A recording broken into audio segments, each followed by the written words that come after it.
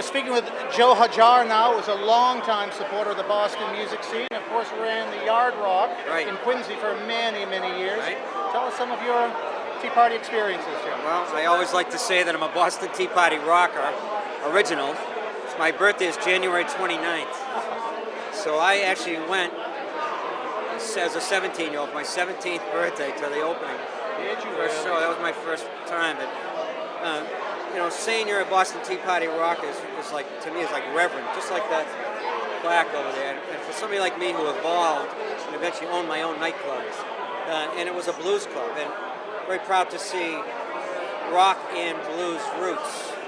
And I always love to say the Yard Rock was one of the best clubs because of the way it was. It was an original club. It wasn't a it was a proportion club, but the Tea Party was the proportion club, and it's the classic rock. What are your favorite because of that? Yeah, Led Zeppelin is what everybody's going to talk about. But I was happy to hear Don Law talk about Jeff Beck. I saw Jeff Beck and Rod Stewart there 4 times, and I got to know him a little bit, especially the last 2 shows, because I always had the left stage right at the stage, and because of my height, I couldn't stay in the back. And getting all the way up those stairs, so you finally got in there, was a cool thing. But we used to talk about cars, Jeff Beck and I. And Guitar Shop was a big deal album for me personally, because we talked a lot about buying a Mustang. I eventually became a Ford dealer. I sold Fords for almost 10 years. And we talked a lot about, and he left the Tea Party before he went home to England, bought a Mustang in Boston and brought it back to England. The poor guy got hurt, and on that car. But we both also had a love for reggae music, and to this day I still love reggae. And Guitar Shop, Jeff Beck's album, the single song in the middle of that album was a wicked reggae piece. So now, you were there for the first night. Did you have any idea that first night that the whole Tea Party phenomenon was going to become what it became? No, I was 17. And another thing Don Law was talking about was word of mouth.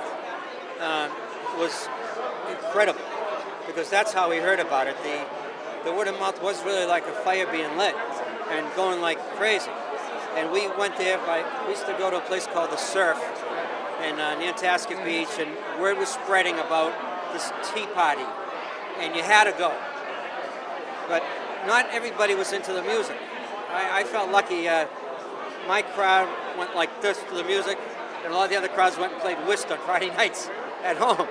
And it was a big deal. But B.B. King, I think your crowd had the better idea. They had the better idea. We got to see B.B. King there, and some of my recollection from that show, I got to speak to B.B. King. I know B.B. King, and I've had the pleasure of being in the back of his bus with him in a couple of concerts in private. But I remember him telling me, please, I'm going to leave the guitar here. I got to go to the bathroom after his break, because there wasn't a back room, and he had to go off this way. And again, I used to be right here, and he left the guitar right there on the stage.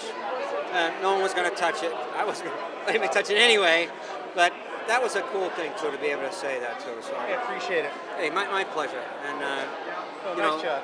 long live the music. And now long live the Tea Party.